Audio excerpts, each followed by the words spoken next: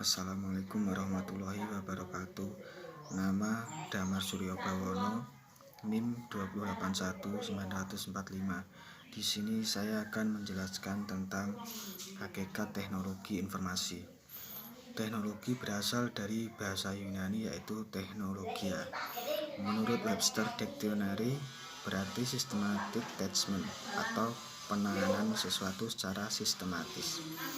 Sedangkan teknis sebagai dasar kata teknologi berarti skill atau keahlian, keterampilan dan ilmu. Sedangkan informasi menurut Burch dan Starter menyatakan bahwa informasi adalah pengumpulan atau pengelolaan data untuk memberikan pengetahuan atau kekurangan.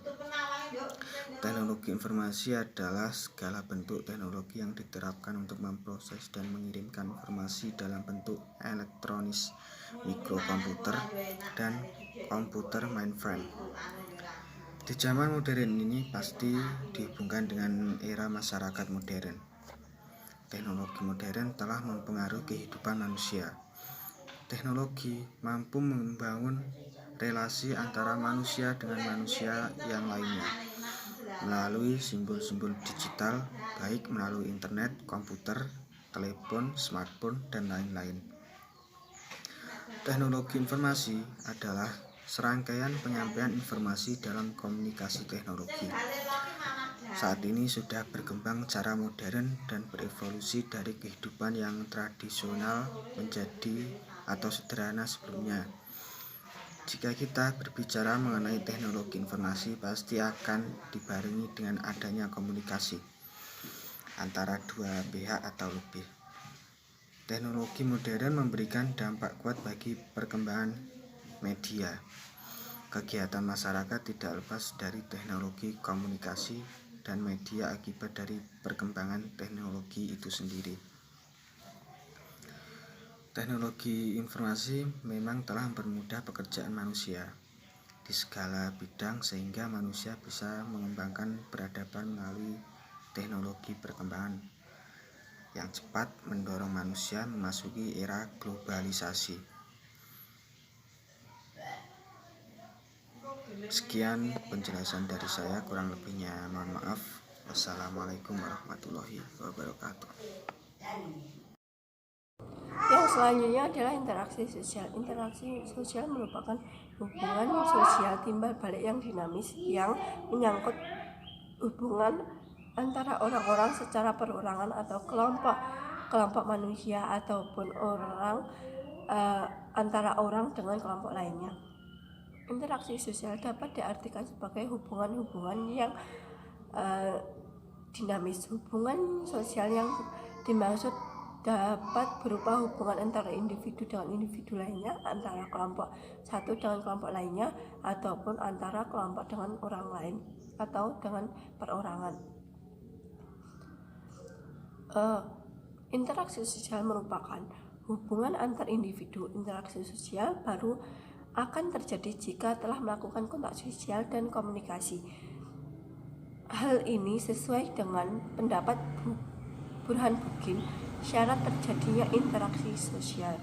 Syarat terjadinya interaksi sosial dibagi menjadi dua. Yang pertama adalah kontak sosial.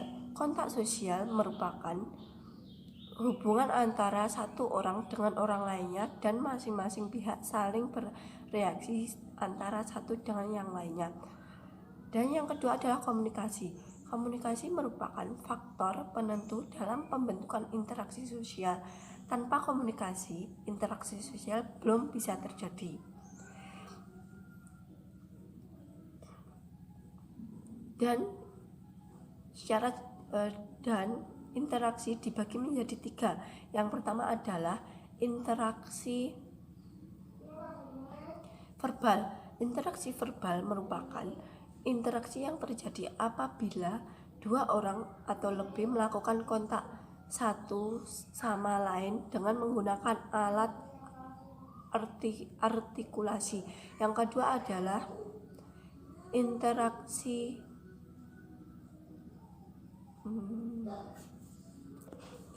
fisik. Interaksi fisik merupakan salah satu jenis interaksi sosial yang terjadi oleh yang dilakukan oleh dua orang atau lebih yang mana melakukan interaksi sosial dengan menggunakan fisik atau bahasa-bahasa tubuh. Yang terakhir adalah interaksi emosional. Interaksi emosional merupakan interaksi sosial yang terjadi manakala individu melakukan kontak sosial satu sama lainnya dengan melakukan curahan perasaan emosional tidak bisa dipatahkan dari interaksi sosial. Faktor-faktor yang mempengaruhi interaksi sosial dibagi menjadi 4. Yang pertama adalah imitasi. Imitasi merupakan dorongan untuk meniru orang lain. Yang kedua adalah simpati. Simpati merupakan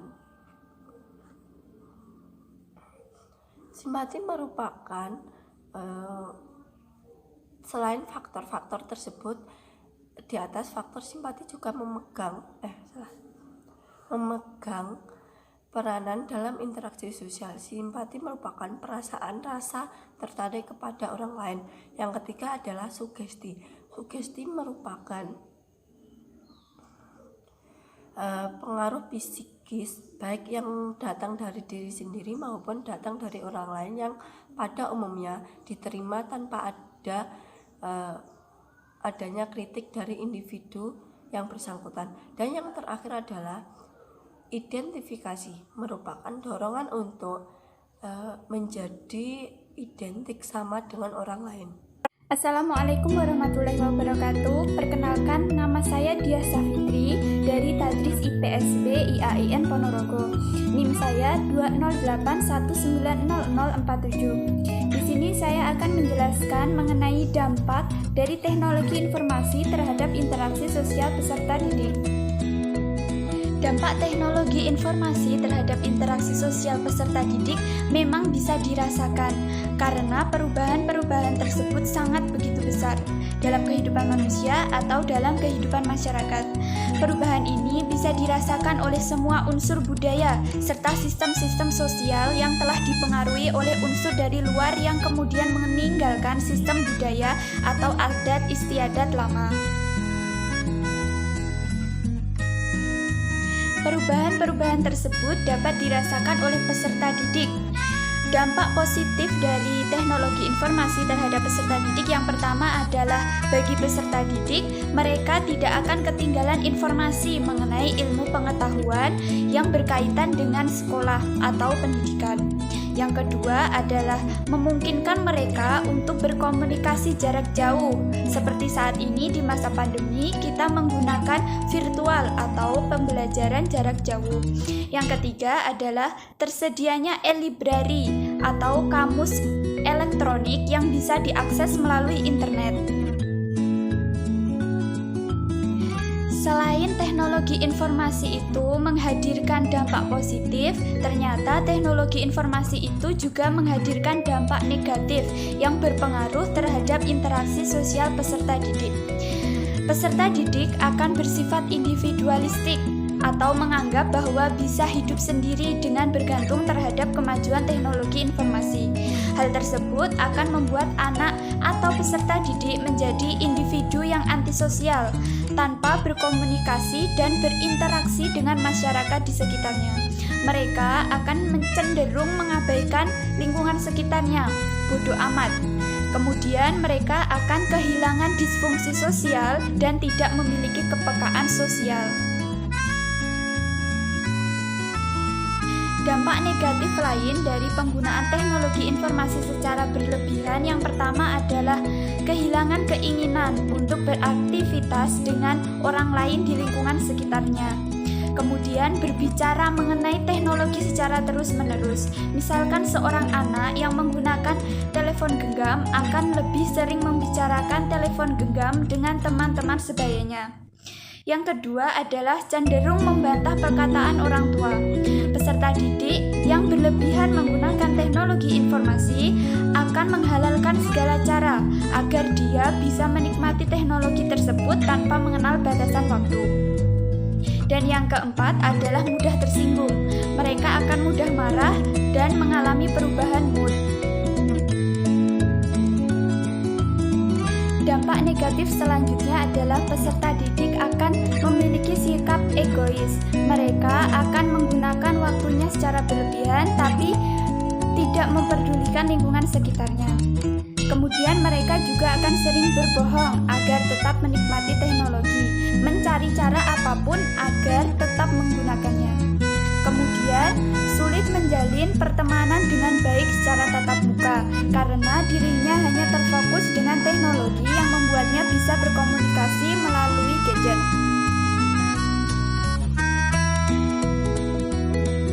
Itu tadi penjelasan saya mengenai dampak teknologi informasi terhadap interaksi sosial peserta didik. Apabila ada kekurangan, saya mohon maaf yang sebesar-besarnya. Akhiran billahi taufiq wal hidayah. Wassalamualaikum warahmatullahi wabarakatuh.